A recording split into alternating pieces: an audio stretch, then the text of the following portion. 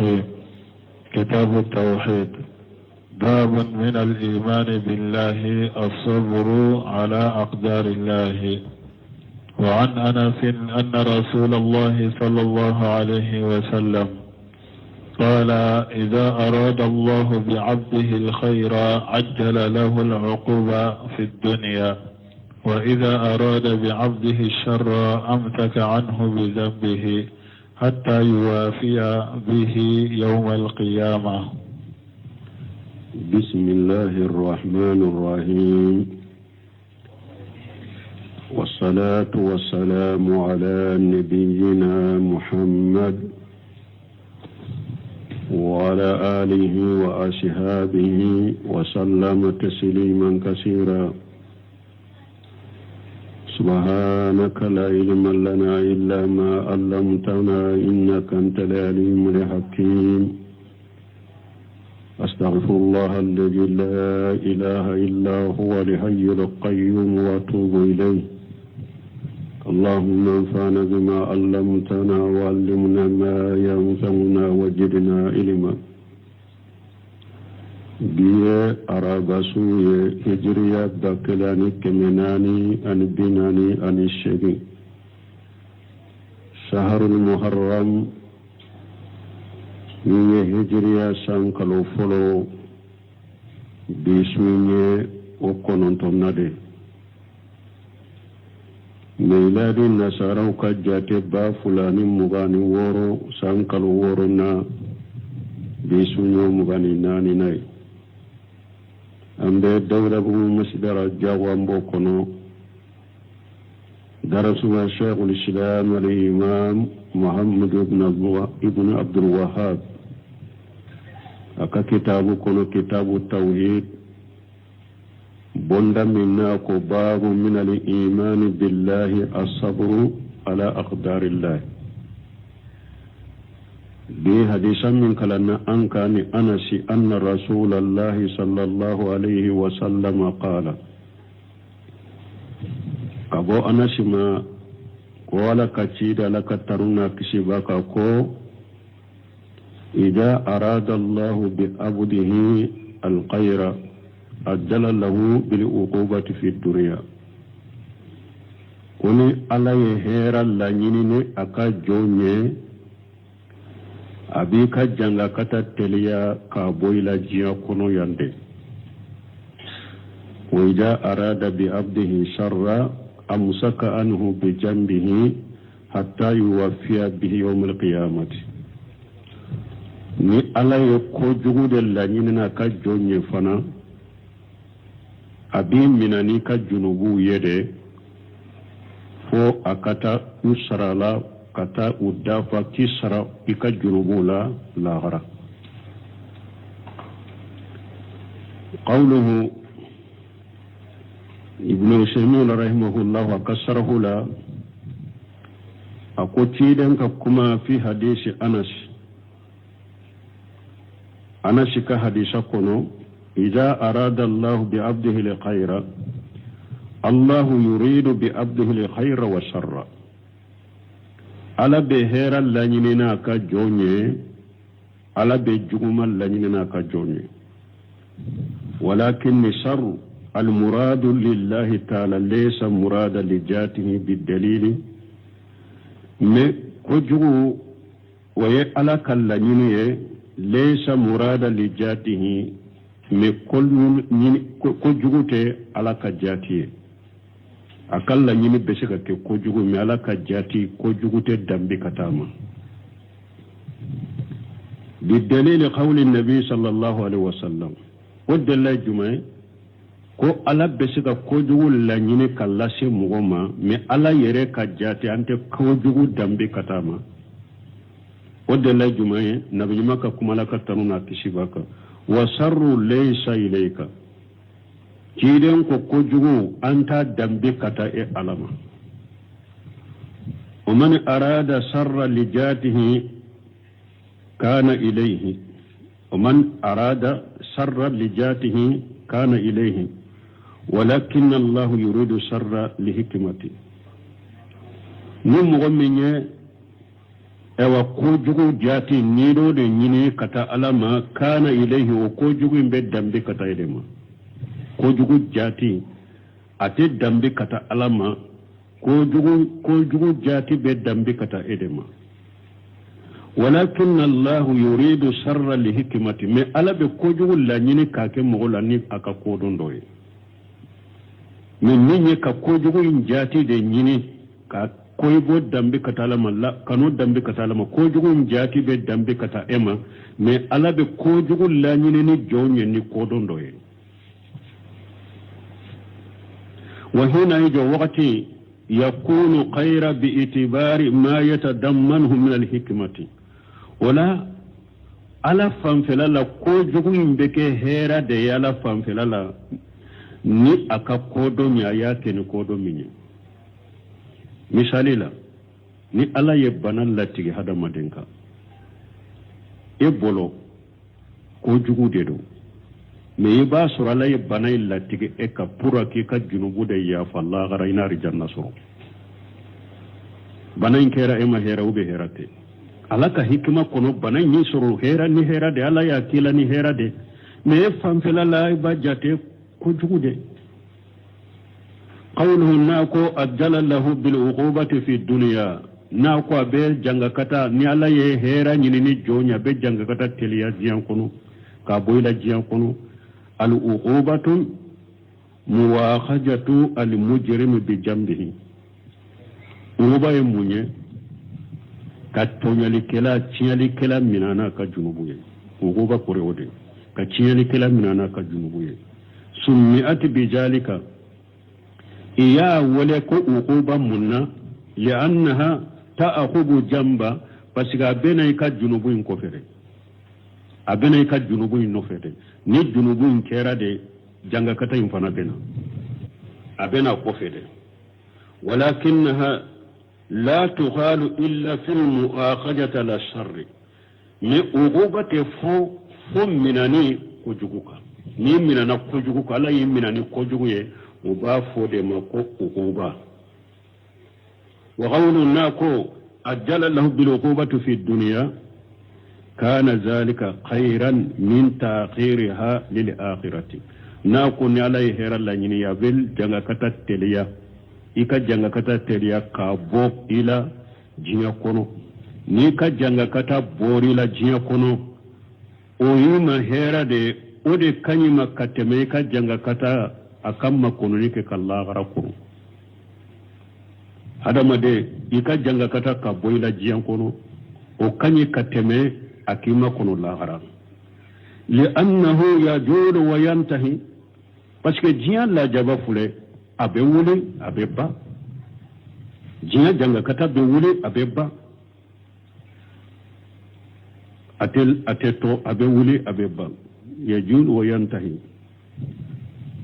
ñaate minaka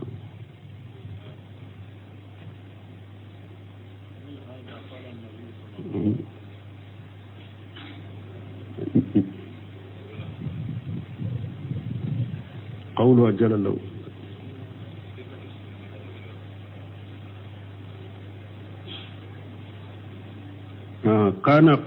كان ذلك خيرا من تأخيرها للآخرة لأنه يجول وينتهي ولهذا من قصو قال النبي صلى الله عليه وسلم للمتلائنين من قصو يغن دنغ بغفلا على تيدن يفوye يغن دنغ بغفلا تيدن يفوye إن أجاب الدنيا أهون من أجاب الآخرة جيا كلا جابا وكان نغو كتم الآخرة كلا جابا يغن دنغ فلا جمعي أبي سورة نور كنو ni cɛ ko a muso ma ne ka muso den min fula kɔnɔ n den tɛ u bɛ den min fula bolo tɛ n den tɛ u bɛ i ko ka furumuso ma ne ye n ka furumuso ni wali cɛ mina n ka so kɔnɔ ala kan tɛ i kan tanga bon ni muso ma sɔn ne ma silamɛ sariya bɛ ni muso y'i sama ka taa sariya ma ɲɔgɔn danga de bɛna sariya kiiri tigɛla b'a wele cɛ e ba fo sinya duru na ya soro ne ye galonde da ibe sharia ke sinya duru ka fo wallahi ne ye min fo ko nin denten denye ube ni kono te ne ka kono e ube nyi muso ni cheye nye chinya defo duru na ibafu na ya soro ne ye galonde da nka musola ala ka danga benka ni cheye ya ka duru fo nin chogola awa muso fana janga kata nyesira muso ma fo muso fana ka kali ka duru ko ka duru info na makali ka duru info haddu be boala abe fora kiru ka fara pasika furulendo woni muso fana ba fe ka la jaba nyoni ka boaka ka haddu nyoni ka boaka afana be kali sinya nani wallahi cheye min fo ko adente ni ndenye uga ayene ni cheye ube nin kono taka kono e aye galonde danela sinya nani wala ni sinya nani dafara ciden tumba fu nyogon danga fulay ni cheya ka nani ke sana ka duruna ke ciden ba fo ewa ijode sabali na ya suruye galonde da imusola kana duruna ke de duruna inde bina alakalla jaba wajibi kasisan mo jiyan la jaba ikammalo ya jiyan kono ya ka fo tunye min fo ka muso jaye galonde dala ikammalo ya jiyan kono ya jiyan kan la jaba kan no la garata ede abe kankari da cheyete a ni che fana ye ewa aman nimina aya ka duruna ke muso fana be nani ke ni muso ye nani ke ewa chiden ba fana jo sani ka duruna ke ijanto ire la israla nyade ikado jiyan la jaba o kan no la garata ede na ya suriye ko inkede kana duruna inkede duruna imbe la gara la jaba de wajibi ya ka jinya yi kafara keru aka sabati kan niya ya soro cinya de do aka sabati kai kafara keru waye jinya la jabaye o kan nugo kateme la gara la jaba kade wala la nyine ninde wadi ato cide ayafu nyugon danga baka fulaye ko jinya kan la jaba kan nugo kateme la gara taka وهناك خير أولى من ذلك وهو العفو عن الذنب مكورة به من كوسا جيا كلا جبا فناي كورة به من كوسا جيا كلا جبا فناي ويجمع على كيافيما على كيافي كجنوبلا وهذا أعلى من دي سانفتين من دي كروتا لنو لأن الله إذا لم يؤاخذه في الدنيا parce que ni ala ma hadama de junubuto ni ala mi la jaba jiya kono wala fil akhirati ami la jaba la khara fa haja huwa al khayr kulluhu ninde herabe ni man la jaba jiya iman la jaba la khara ninde herabe walakin ar-rasul sallallahu alaihi wasallam me ciri ala katanuna kisibaka jala tajil al-uqubati khayra bi itibari at-ta'aqqura ciden yin lajaba teliyali ka boyla jiya kono ayo ode jate mina o kawsa lajaba o kawsa anta ta'aqqura al-uqubati ila al-akhirati asaddu ode ato ciden ya jate mina lajaba ka boyla jiya o fana kawsa kateme lajaba ka lagara kono parce que lagara ka lajaba ka gele kateme jiya ka ninga to ciden ko mana kallanyine munye hada maden kan Allah jaba jiya ikan Allah jaba lagara o de hera yede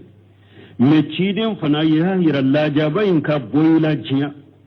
akan salla jaba in kan lagara makono jalla kata in kan lagara makono parce que lagara ta fana ka gele ka tebe jiya ta kama qala ta'ala qumni ala qala min qurata lanu wala azabu al-akhirati asad wa abqa ala ko lagara kan lajaba wode ka gele ka teme jiya taka lagara kan lajaba wode be to mogoka ka teme jiya taka jiya ta fula be wuli abe ba ni lagara lajaba ka gele ka teme jiya taka e wallahi lagara kan lajaba be to hada maden ka te wuli والعقوبة أنواع كثيرة لا جابلي جل كتلين نوني أتشامدرو منها ما يتعلق بالدين وهي أصدها جل كتو دوبي ودلو لم بالدين دلا إيكال لا جابا إيكا الدين لا ودي كجلي كتما بيكا إيكال لا جابا إيكا الدين لا ودي كجلي لأن العقوبات هشية فاشكل لا جابا منون بيه نو بكنكا قد يتنبه لها الإنسان هذا ما دي حكي بشكا كنو ونون ناتو كان إما يبشكا كنو يحكي بشكا ويه أما هذه مدينة فلا يتنبه لها يتكون حكي تويه إلا من وقاه الله فني عليه مؤمن تنغ إلا من وفقه الله فني عليه مؤمن بسوابما مؤمن على يا بسوابما نجيا لا جابا يا لسرا كدين لا أحكي بسكاي أبسكا دو أحكي بسكاي عليه مؤمن بسوابما شنو مؤمن بتو يده مؤمن بسكا جيا لا جابا أحكي بسكويه jiyan la jaba kanima ya haka klibe shi ka jiyan kan la jaba ye me dina kan la jaba bede toye sun yala min be sababa ma wajalika fule kama lahu qaffat al mashiyatu fi najr al maasi abikum ni jan ewal ala soso na fege yara ala sosura nyekoro fa hadhihi uqubatu diniyatun ni dina kan la jaba de تجعله يستهين بها إذا تجي سرو أبيجو أو ولا سوسو أبيجو ولا سوسو لا يستهين بها أبي ولا سوسو بالدغيا أن يكرو دي ولا سوسو بالدغيا أن يكرو donc ni la jaba dode hada maden do be ala soso be fegeya nye korode donc abejo wala soso be doya abo wala soso be doya nyekoro abaki abafu atajatere wakadhalika tahawunu bitark alwajib abo chola mugo dobe mugo yalike ni fana ni wajibi toli do fana wajibi toli be fegeya ubolo wa adamu alkhayrati ala hurumati allah ewa tekkele yalaka haramu ko fana la alaka haramu ko abenshi ka ya tekele yala makosita la tatura tidiga dusukuna alaka haramu ko abenshi ka ke atekele yala akafega anyekoro wa adamu alqiyam bil amr bil ma'ruf wa nahy anil munkar wa iba tigi dina kala jaba do ye fana iba tigi ya ti joni nyamarali ni nyumaye mugo fatani kabo jugmama ate joni o fanaye كل ذلك من المصائب نمبير نحدا مدين مني نيسرو نمبير مسباد الدين لا نمبير مسباد هذا مدين ميك الدين لا ما أنا مغمن نيجانغا على سوسو بفريا نيكورو على سوسو بفريا نيكورو donc abe ala soso be ewa doya anyekoro abe tilunge kenai ewa abe nogoya ke wajibi tole fana kan nugama atekele ya alaka haramu ko fana la ate joni nyamariyali ni nyumaye ate jolo ni fade wa fatene ni jugumaye nunu yeji ewa dina mashibade ودلائل مني والدليل قوله تعالى ودلائل alaka kuma lamin kurtalenu فإن تولوا على كوتشيد منو كودي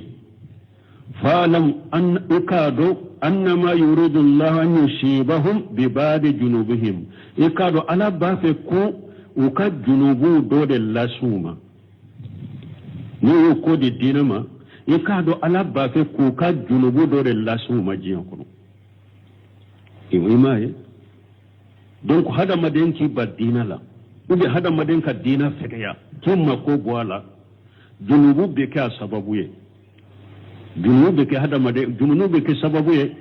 ala soso be fekeya hada maden nye koro junubu be ka sababu wajibi toli be noya hada maden nye koro junubu be ka sababu ye hada maden te sheka jona la ka wajibi wuye junubu ke sababu kamugo nyamara ni nyuma kamugo fatane kabo jungoma o be fegaya anye kura ate jonai donc ni nyem masibay dina kono ala ka aya de fulen ni nye foloy ala kan kisi masiba man ka dina kono o min hal ukhubatu bin nafsi janga kata ke chogo do fana janga kata hada maden nina ki janga kata innina wajalika kal amradi al udawiyatu wan nafsiyati wan nafsiyati ki janga kata farkula do munye kabana lase sufe kabana lase ika sufe doma ube nina bana ka inni bana do lase nima bolo la bana do ni sore bolo la ube bana do ni sore shena ube bana do ni sore tilola ube bana do ni sore nyela ube bana do ni sore ewa inuna ube bana do ni sore kunkolo la kata nunu ni sufe bana we ala besika bana do ika janga kata besika ke sababu ika junu besika ke sababu ala be bana do la sime ka sufe dola ube ninna bana inni nyirete lafiya bana do bi soro innina ni janga kata to ya fulanai wa minha bukuna al uqubatu bil ahli ka fuqdanihim aw amrad tusibuhum mashbay janga kata da shiga hada madan soro ka demba ya fanala puro ka demba ya kamman kai ka demba ya la adoye kamman kai ka demba ya la balaw be shiga ka demba ya soro demba ya bebe sa ube ka demba ya bebe boliye kata kito ode fuqdanihum ube ika demba ya bana do be shake ka demba ya soro bana ika demba ya ni bana tenni na bana benni na de bana tenni na bana benni na ube abebe bana ibolo e yere tado iba ke chogum nunu nyem masiboy hada maden ka demba ya la ika manke ka demba ya wula ube ka charila kata kito a ube bana ka ika demba ya soro ka demba ya beka bana ibolo a beka ke wudurato ibolo ube nini mbe kene ya nimbe da nimbe kene nimbe da ala kan kisama wa minha abo kono al uqubatu bil mali janga kata besiga kene na folo fanay ala be mo janga kata ni kan na folo fanay kan naqsihi aw talafihi aw ghayr dhalika kai janga kata kan na folo la do munye ki kan na folo nakash ube kachinya ube ona nyugono wala donc nin la jaba munu ni janga kata munu fule ni nye nunun ki soro jiya konore ni junubu ke ka ala soso nin janga kata sugu munu fule ni nye ku soro jiya kono ni ala ye hera ye nyini ni yede ni yere nunun bi soro jiya kono sani la garana ya fima wayima hera dede anyuman beye ni ala ya farima wala midla jaba jiya midla jaba la gara o de ya hera beye ni no o make ni la jaba sugu ni janga kata sugu min fulen ni nye ala kan nunun la shima ki sara nunun ye ki ka junubu na la soso munun ke ku sara teleye ku bola jiya kono ni nunun dola kelenye o fana kan no goyima katemuka ika junubu ni ka janga kata lika la gara kono قوله ناكو شيدنكو حديثين كنو وإذا أراد بعبده شر أمسك عنه بجنبه أمسك عنه أي ترك عقوبته ni ala ye tora nyinini aka jonye na ye kojugu de nyinina aka jonye abi mi ewa ika junubu ika sarali ni ka junubu ye jiya kono abo toyede kima kono kimina ni ka junubu ye kima kono ni lagara ya te foi kila jiya abi makono ni lagara de akore munye taraka uqubatahu abikal janga katali to ye jiya kono de ite janga kata wal imsaku filu min afwalillah minali alaka kodo ke baraketa do ka bola ka baraketa wala walaysa manahu ta'tila allah an fili nilla nyini ke ko ka bara bo ala la pew bal huwa lam yajil wala yajalu fa'alan lima yurid mana ala mawuli ala to wuli na be ko kede minna yalla nyini لأنه يمسك أن يفعل في شيء لكنه يمسك أن يفعل في شيء ما بحكمة بالغة ألا بي أو أيرمنا كابو كودو كيلي لا ني كودون دوي ألا في كودو ميشيلين دو أداما مانا ألا ما ولي أباكا كوكي دي أباكا كوكي ناكو ألا بي إمنا أبيكا جانك لتوي بو كيمنا ولمساك فيل من أفوال الله من لكيمنا نيكا جنوبو نابكا لا جابا لتوي ألا كيوالي دو دو مي أوتايرا فنكو ألا تشكا أكيلا كوا لا نيني ودي أفولي كودي إلا فامودي وليس معناه تاتيل الله من الفيل لا نيني تكو ألا تشكا فينكيلا دي كيمنا ناي كيما كنون الله غراي أني ألا تشكا فينكيلا كو كيلونتي بل هو لم يزل بل ألم ولي ولا يجال ألا تولي فائلا لما يريد ناب من لا من أبوكره ما أي إمنا إنجل كتالي توي كودون دو دي كما سنو أتكم يكو أتسكي من أدي أتسكي لا جابد لحكمة بالغة فيله حكمة ألك كو كيتا ألك كو كيلي أبكني كودون دي وإمساكه حكمة ألك كي إوا كم منك بويلا فنا وبكني حكمة وبكني حكمة كودون دي aka kodo kila aba kila ni hikima de aka ito kodo keli to na ma kila fana abito ni hikima dode ni kodon dode qawluhu nako hatta yuwafiya bihi yawm alqiyamati abin min nika junubi kik makono ni la garaye fo la gara abi saralay ay yuwafiyahu allah bi ay يوجيه به يوم القيامة يوفيه الله بيوم القيامة أقول مني على بسرنا القيامة أبيك جل كتلت وجيه كنو كم من أنك جربوه كما كن لله غرا كي سر الله غرا وهو الذي يقوم فيه الناس يوم القيامة يمني الذي يدوني دم مني هذا ما دون بيجو الله بيجو ودون من قبورهم من قبورهم لرب العالمين من قبورهم لله رب العالمين وبيبو كبو كبرو كنو عليه ألم من يدام فيم بيتي عليه قيامة كروي نيندي هذا ما دوم بيبو وكبرو كنو كجو كبو كبرو كنو كجو عليه ألم من يدام فيم بيتي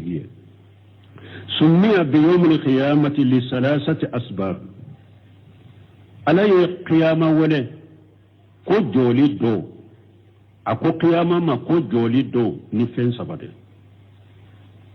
الأول فلو قيام الناس من قبورهم نمغو بولي كبو وككبرو كنو لقوله تعالى ألك كما كسال من كرو تعالى يوم يقوم الناس لرب العالمين ala ko dommi ni hadamadenw be jo ube bo u ka kaburu kono ka jo danfɛnw tigi ala ye o de y'a to ala ko qiyama ma yawmul qiyama a sababu fɔlɔ filɛ danfɛnw bɛ bo u ka kaburu kono ka jo danfɛnw tigi ala ye kɛlɛ a sani filanan qiyamul ashhadi seerew bɛ jo a dɔn liqawlihi taala ala ka kuma kɔsɔn ala min kɔrɔtalen don إنا لننصر رسلنا والذين آمنوا في الحياة الدنيا ويوم يقوم الأشهاد ألك والله ني على بنك تشيدون دمي أني مغو يمومن دي ني على بو دمي جا مبو دمي دون دم الشير يا بجو وكو قيامة يوم القيامة أسبب فلا نفله ألك ولي باكا ciidewun deme ani muminu jiya ɲanamaya in kɔnɔ ani dɔn min ni seereyaw bɛ jɔ a dɔw nabiɲumanw bɛ seereya mɔgɔw kan malikaw bɛ seereya mɔgɔw kan baara gafew bɛ seereya mɔgɔw kan dugukolo bɛ seereya kan i yɛrɛ farikolo bɛ seereya kan ciden ka manto bɛ seereya mantonw tɔgɔ kan yawma yaqumul ashhad asalisu sabana qiyamul adli ado tilenya bejo odo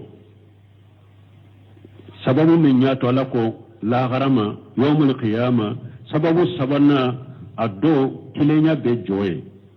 li qawlihi ta'ala alaka kuma qasala min qurata lendo wa nadaw al mawajin li qista li yawmil qiyamati alakum mijani tilelu ko alebe ulujo qiyama do mijani munun tilelendo ko abe ulujo qiyama do nube mugo baraw pese nube mugo ka baraw pese ado tilenya be joye mugo shite tonyo ya do donc ninde koso ni sabade koso uko qiyama ma ala ko qiyama ma yawmul qiyama wal khardu min siyaq al muallif li haja al hadith la nyune munye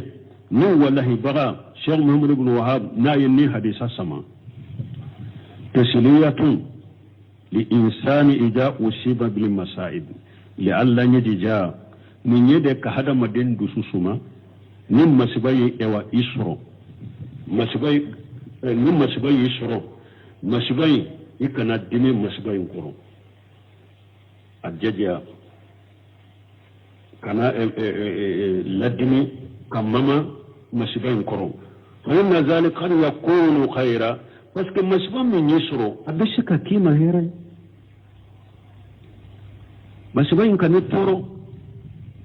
ni be tora koro abe toro ibe jeja ewa ka mankaw ni fiunke pour ni masiba kan soro akani mama akana digila akani toro ni fora pour ki dusuf suma de masiba wakati parce que ni masiba min yisro ni ya do ni masiba min fule kan ne soro adoba la besika ken ni hera yemma wala ti toro kasi degre doma kula wajabu dunya ahwan min ajabil akhirati jiya kalla jaba akan nugo katemi lagara kan la jaba kan fa yahmadullah donc niyen nindo kunini masiba min yenne soro adola masiba abesika kemma heray ewa jiya kalla jaba fana o kallu lagara kan la jaba niyen nindo masiba soro wakati فيحمد الله إذا لطنوا أنه لم يؤخر عقوبته إلى الآخرة إذا ألتنوا تمامي ألمي كلا جنغ كتاليك كلا غرقنوا ولا فرد أن أحدا لم يأتي بقتية من يكيري ننقل نيدي مسبب بسكا كين نالا جبا بورا مغدو لجيا كنو ألي بسكا كين كن نيهيرا يما jiya kan la jaba fana kan wala garatai woye de ni junubu be mugo minna bon min misali la sisa na ya suru junubu te mugo minna do wa asabatuhum musibatu masibaya le suru ni ala sosolate junubu kelate ambo mun fo o kakola an kon nin junubu to ko ni tabe se ka kama herai akad junubu min bora la ka janga katali min kera jiya o be kama herai kateme janga katalin ka amma kono lahara bon masiba fule kan ni soro junubote alela ala sosolate abe mun fo tigira fanaqulu lahu amba fo tigi fanama inna haja min babi imtihan li insani ala sabri amba fo tigi fana ala kala jarabin masiba min yasoro ala yayi sayde kala jarabide pour afana bese ka sabali masiba inka chogome masiba imbe sika kyale man la jarabi junubute minna masiba min ya lesro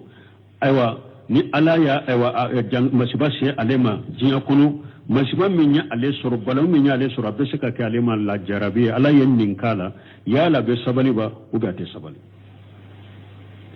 warafu darajati bi ihtisab al ajri aflana ala bese ka masiba se mugo junubu yere tela pour ki ewa ikal la jarabi sabali la kele aflana ki ka daraja korota ni masiba nye ni yere ya jate ko ni masiba min fulen ke soro ala bin sarallahu gara ika daraja na korta nayi lakin me nan yin fana fo la yazuzu bil insani ija ushiba bi musibati ate daga hada madanye ni masiba yi soro wa huwa yara annahu lam yuqti yere fana ka jate min ab masiba ko ne soro men ne makata shike ni te daga fana من تدق إفناي أن يقول أنا لم أغتي إكافو نقول ما قطعوا شكي نما جنوب شكي فهذه التزكية من فنير التنور مغوره بسكا فو أكرسا كوني تيالا أنكوني يلي كنا من جغنا أنت الله سوسو دوا بولو نيلا جربي دي نياما درجة كورتا دي مي أي رفنا كنا فو كوني مسيبا من فنك النسر قطعوا شيتي نبولو أي رفنا وتدق أي رفنا كوفو فهذه التزكية ويري التنور أن يري مجمو فلو فردنا من ياكي سيسا أن أهدا لم يصيب الجنب ويصيب بالمصيبة من ياكي سيسا مغضو فلي أما الجنوب الشيكي مصيبة يحصرو فإن هذه المصيبة لا تلاقي جنب تكفره من مصيبة من فلك أصرو التي الجنوب دو كم بنيوغنيا بالجنوب من يافا من ياكي سيسا مغضو بي أما الجنوب كي مصيبة يحصرو bon masibai ma junubu sore nan ba ko masibai ba ka junubu da yafa lakinnaha tulaqi qalban tunafisuhu fayabtali Allah li insan bil masaib mais alaka masibai be kesu masibai be dusuku ko ni soroye dusuku ni masibai ba fese fese henna ma junubu sora be dusuku ko ni soroye na be dusuku ni fese fese فيبتلي الله الإنسان بالمصائب ألا بهذا مدى أبي لا جربي مما شبويه لينظر هل يصبر أو لا ترك إلا جيالا إذا صبر وبيت صبر الحال مما شبويه مغمي سراون يقر نجرب تعالى نمبا فما شبويه نسر بروكا كجنوب يافا ما شبويه بد سكون كوني دو سوري نا بد سكون الله جربي يالا تجيب صبر وبيت صبر ولهذا من دكوسو كان أغسى الناس لله عز وجل من دسنا على يكتم بك وأتقاهم أن مغبك على يسرنا بغا محمد صلى الله عليه وسلم من يوم محمد لك ترونا كشباك يواكو كما يواكو رجلان منا تيدين تنببنا أكبنا دقري بكمي أبي نتيدين بنانا عليك كلين كبنا دمنا دقري أبي كمي amanto la am mugo fula bana degrede ciden ka bana na bana na sisa ale ka bana kalaya ni aka bana ewa degu akelen to ka bana be ko an ka mugo fula bana degrede wajalika wa sababu munye liyanala ala darajati sabri puru ciden ka sabali daraja korota lenso fayanala martabati sabirina أنا سبلي بغو فأنا كم مرتبة صرو على أعلى وجوهها سبلي بغو وكم مرتبة قرطة للما سبلي بغو كم مرتبة بين قرطة للكتب وكم مرتبة بك أنا صرو ولذلك نند قصو سدد عليه صلى الله عليه وسلم عند النزي تيدن نيمبو وقتي نيمبو علي نيمبو نجلياكا كيدن نمبو وغتالين نمبو لجلياكا وما هذه سدتي كافر نمبو جلياكا كيدن كان نمبو جليا من فلانية نمبو جلياكا كافرو كده كان ثابت القلب الدسكون ثبت لين التنبو ودخل عليه عبد الرحمن ابن أبي بكر وهو يستاق كيدن بناليه أبن نمبولا أن نما كرب نغنا نما كرن جلالين باكا فنا عبد الرحمن أبو بكر الدنكي ودنا تشيدن كسوكونو جسه بابولا باكي كادا جسه عبد الرحمن ابن أبو بكر باكي كادا جسه فمده بصره يعني ينظر إليه تشيدن يعني قرطة كعبد الرحمن ابن أبو بكر اللجي أباكي كا إيوا جسه كا إيوا أيول لجي كي كتامكوا نا باكي كادا جسه فرفت عائشة رضي الله عنها an ba shi ya do alaka je kabwama annahu yuridu shiwaka ko cidin ba fe Allah nyine a be gese inde nyine a ba fe ka gese inde nyine puro aka gese soro aka da gese fa ghalat a aquduhu laka an ba shi ko cidin ma ko ya lanka gese mina yedewa fa sara bi rasihi nam ayasuru cidin ta suka kuma yare ayi koriya kana kun kolekte ko oho kwa ka gese mina kadi alema fa gajatu siwaka an bai setu ye gese mina وقدمته أي جسي نيمي أدالا بس كي تشيدن بنالندو جسي تشيدن يري نين تسكا نيمي أمباي شكي يري جسي من كانيمي أدالا ولانته لرسول الله صلى الله عليه وسلم كان نغويا تشيدن أيا نيمي أدالا كان نغويا تشيدن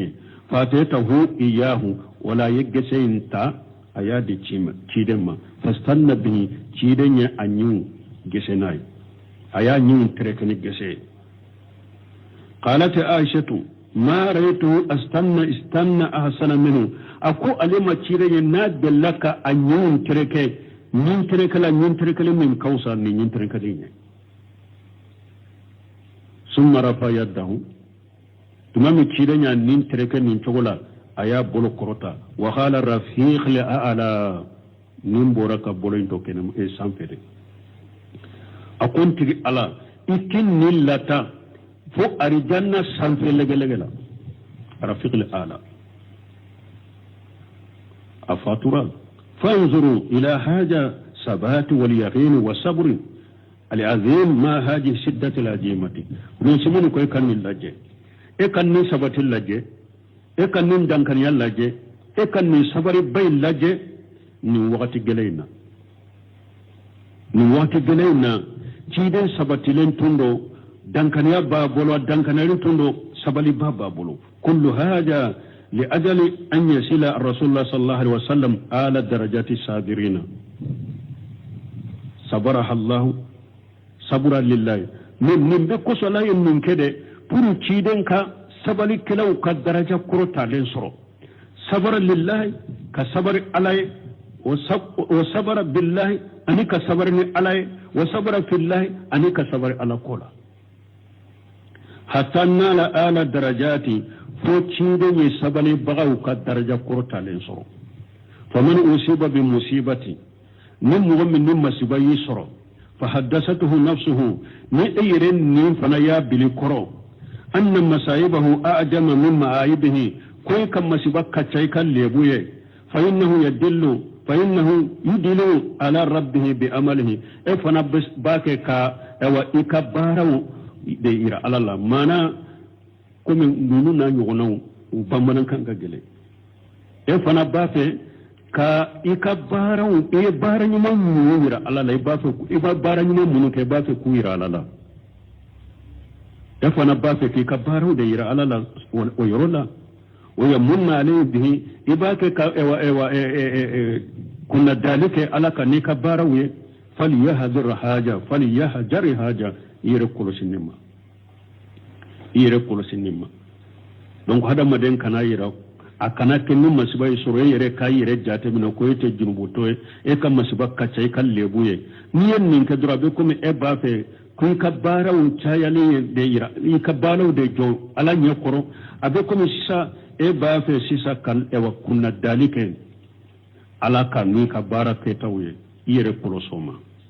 o min jalika bo chogola yantabihu lana amrani ko fula be banganye ko fula be jeyanye ko fulo anna isabata li insani bil masaib tu'tabaru taksira li shay'at wa ta'dhila li uqubati fi dunya hadisai ambe ko fula fama kono ko fulo amba famu hadisa kono nim masibai hada maden soro masibai bi kabara juguni ka junubude ya fiye kele aw masibai yere fana ka janga kata teliyaye jiya kono la garanye wa haja khairu o fana ka janga kata ka soro ika janga kata iko soro awa jiya kono o fana kausa min ta'khiriha lahu fil akhirati ka janga kata katima kono la mo kan ni ndode nimma sibai soro jiya kono do nimma siba min fune kan soro anana tinka junubude yafa nimma siba min fune kan soro masibai soro le jiya kono o fana yimma heraye kateme ngajanga katati makono lawara ni nya folo al-amru sani fulanna qad takunu al-masaibu akbara min al-ma'aibi hada madin kan masiba beseka ka kaccai kan lebuye hada mada beseka ke masiba munun ba ke ka isoro ikan masiba kacci kan lebuye me ullan yine munye ليصل المرء بصبره على درجة الصابرين على فنبوه كده فلو هذا مدى sabali bagaw ka daraja korotale iko soro ni mogo min kam masibak ka ca kan lebuye o fana kunye munye puru ka sabali bagaw ka daraja korotale soro wa sabr min al iman bi manzilati rasi min al jasadi awa sabali fulal liman yakono de abe komi kunkolo farikolo la sabali liman yakono abe komi farikolo kunkolo la ni sabali te hada madem bolo dro liman yate abe komi ni kunkolo bora farikolo la dro farikolo o farikolo ka ko banne wala inshallah abe saka hadisa madafare adafara awa inshallah ambe saka joya ni ala idre sura iranna subhanaka allahumma rabbuna bihamdika ashhadu an la ilaha illa anta astaghfiruka wa atubu ilayk